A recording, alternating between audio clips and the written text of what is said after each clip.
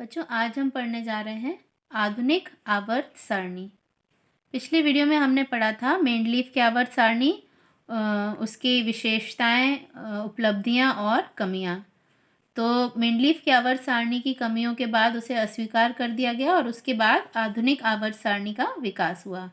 तो क्या है आधुनिक आवर्त सारणी? तो चलिए इसके बारे में हम पढ़ते हैं।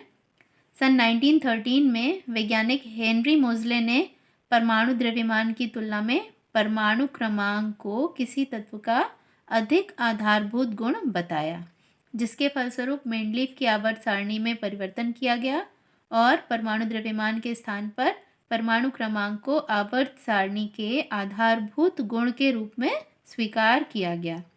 इस आधार पर विकसित आवर्त सारणी को आधुनिक आवर्त सारणी कहा गया।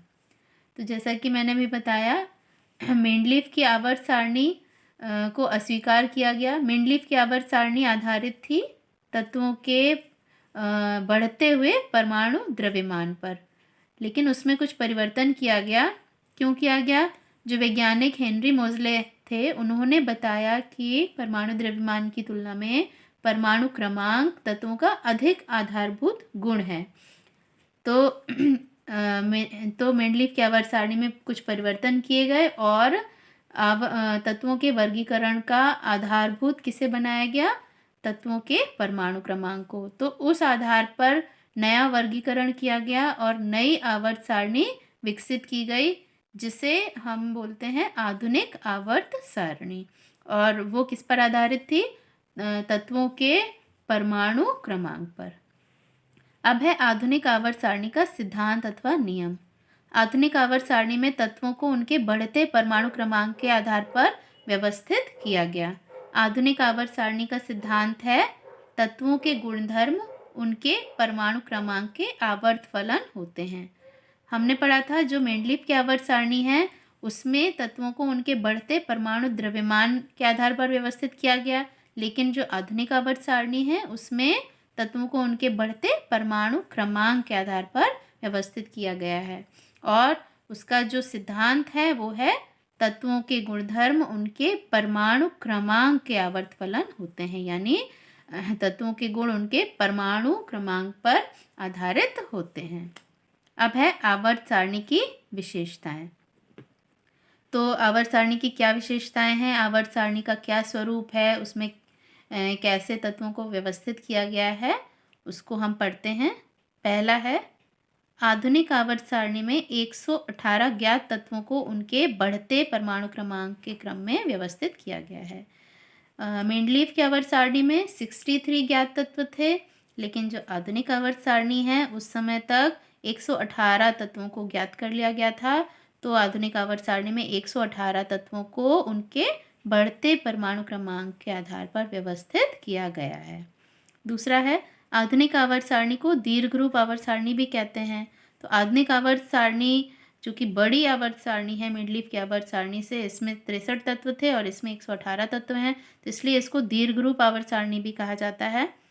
इसमें 18 ऊर्ध्वाधर स्तंभ जिन्हें हम ग्रुप या वर्ग कहते हैं और 7 क्षैतिज पंक्तियां जिन्हें आवर्त कहते हैं पाई जाती हैं। ये देखिए आधुनिक आवर्त सारणी, इसमें ये देखिए 18 ऊर्ध्वाधर स्तंभ हैं। देखिए 1 2 3 4 5 6 7 8 9 10 11 12 13 14 15 16 17 18, यानी ये ऊर्ध्वाधर खड़े स्तंभ हैं 18, जिन्हें हम क्या बोलते हैं? ग्रुप या वर्ग या समूह कहते हैं। ठीक है। और ये 7 क्षैतिज पंक्तियां हैं, 1 2 3 4 5 6 7, ये 7 क्षैतिज पंक्तियां हैं जिन्हें हम क्या बोलते हैं? आवर्त। तो इस प्रकार 118 तत्वों को 18 ऊर्ध्वाधर स्तंभों में जिन्हें समूह कहते हैं और 7 क्षैतिज पंक्तियों में जिन्हें आवर्त कहते हैं में व्यवस्थित किया गया है। अगला है, किसी भी एक समूह या वर्ग के सभी तत्वों की बाह्य कक्षा में इलेक्ट्रॉनों की संख्या समान होती है। ये देखिए, यदि हम किसी समूह को देखते हैं आवर्त सारणी में, देखिए समूह 1 में अगर हम देखेंगे तो hydrogen, lithium, sodium, potassium, rubidium, caesium, francium, तो इनमें देखिए परमाणु क्रमांक 1 है, तो इसकी अंतिम कक्षा में 1 इलेक्ट्रॉन। लिथियम का परमाणु क्रमांक 3 है तो इसकी अंतिम कक्षा में 1 इलेक्ट्रॉन होगा, क्योंकि 2 और 1 3, ठीक है। सोडियम इसमें 11 है तो इसकी अंतिम कक्षा में भी 1 होगा, 2 8 और 1। पोटेशियम 19 है तो इसका भी अगर विन्यास करेंगे तो 2 8 8 और अंतिम कक्षा में फिर 1 बचता है। तो इस प्रकार इस एक समूह में जितने भी तत्व हैं इनकी अंतिम कक्षा में 1 इलेक्ट्रॉन पाया जा रहा है, यानी सभी तत्वों के गुण, किसी खास समूह में जितने भी तत्व उपस्थित हैं उनके सबके गुण समान होंगे। अगर हम दूसरा समूह देखेंगे, इसमें देखिए beryllium, magnesium, calcium, strontium, barium, radium. इसका बेरिलियम का परमाणु क्रमांक 4 है तो अगर इसका विन्यास करेंगे तो 2 और 2, अंतिम कक्षा में 2 इलेक्ट्रॉन। मैग्नीशियम का 12 है, पहली कक्षा में 2, फिर 8 10 हुए और फिर अंतिम कक्षा में 2।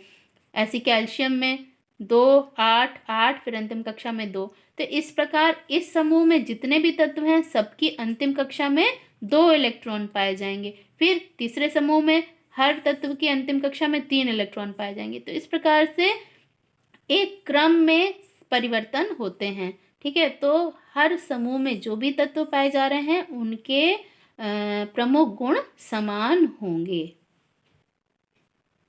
अगला है वर्ग 1 में पाए जाने वाले तत्व क्षारीय या एल्कली धातुएं कहलाती हैं, जैसे lithium, sodium, potassium, rubidium, caesium, francium. देखिए समूह 1 में ये जो भी तत्व हैं lithium, sodium, potassium, rubidium, caesium, francium, ये सभी क्षारीय या एल्कली तत्व कहलाते हैं।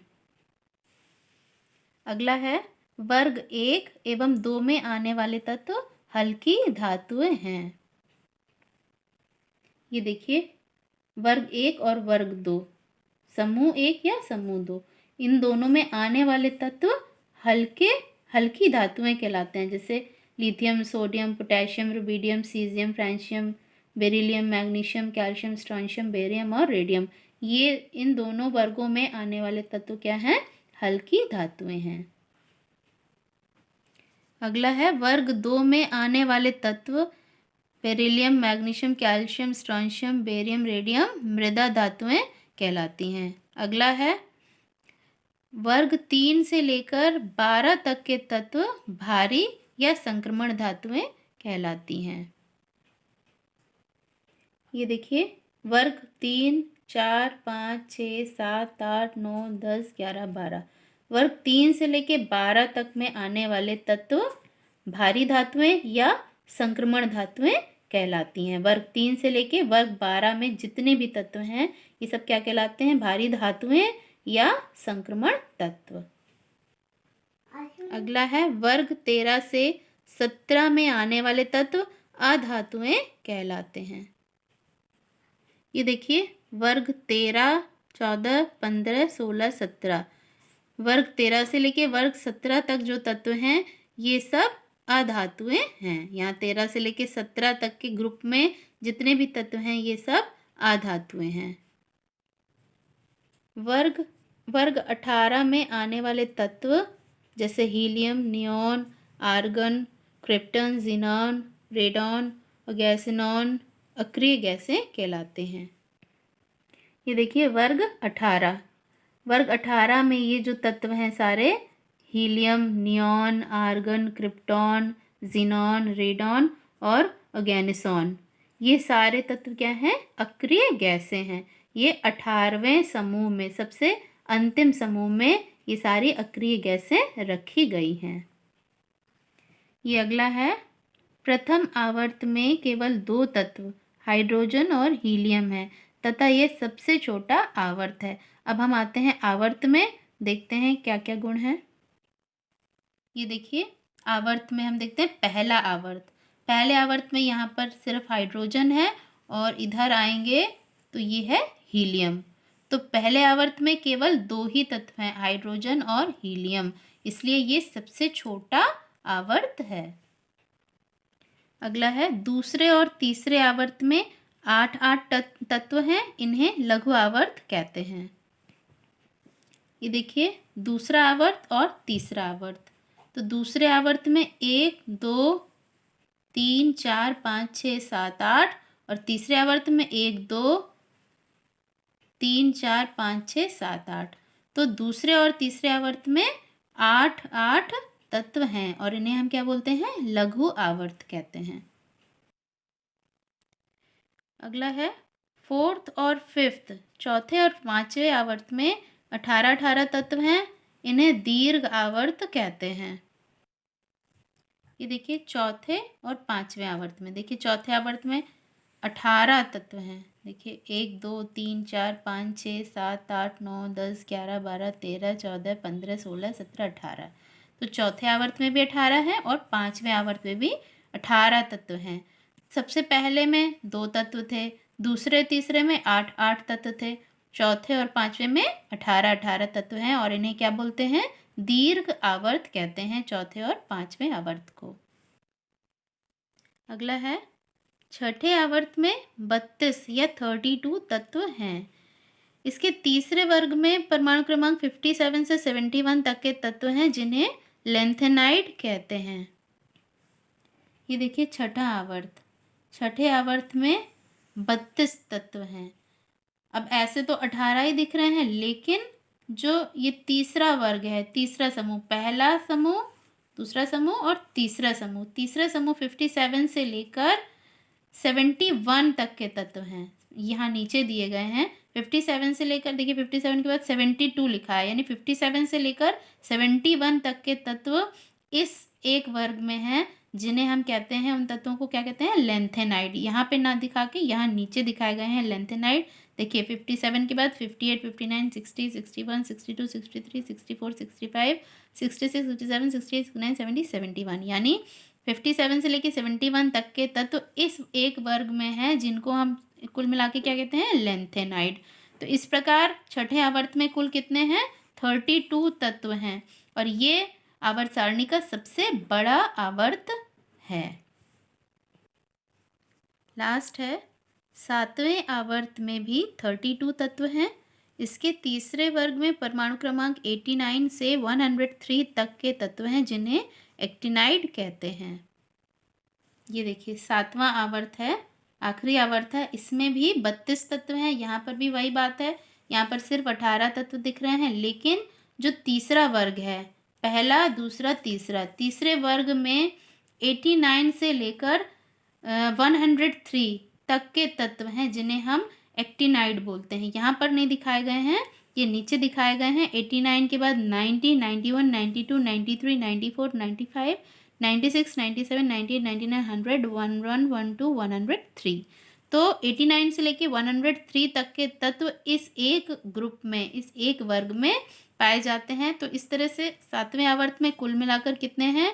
ये और ये कुल मिलाकर कितने हैं? 32 तत्व हैं। फिर भी ये आवर्त अभी अपूर्ण है, अपूर्ण माना जाता है। तो इस तरह से छठा आवर्त सबसे बड़ा आवर्त होता है। 32 तत्व हैं, 32 इसमें भी हैं, लेकिन ये भी अपूर्ण है। सबसे छोटा आवर्त पहला आवर्त है 2 तत्व का, सबसे उसके बाद दूसरा और तीसरा आवर्त लघु आवर्त कहलाते हैं क्योंकि इनमें 8 8 तत्व हैं। चौथा और पांचवा दीर्घ आवर्त कहलाते हैं, इनमें 18 18 तत्व हैं। छठा और सातवां, इनमें 32 32 तत्व हैं। सातवां आवर्त अपूर्ण है और छठा आवर्त सबसे बड़ा आवर्त कहलाता है। तो इस प्रकार से ये आधुनिक आवर्त सारणी के बारे में हमने पूरी डिटेल में पढ़ लिया है, जिसको कि 18 ऊर्ध्वाधर ग्रुप्स में, स्तंभों में बांटा गया है और 7 क्षैतिज आवर्त में बांटा गया है।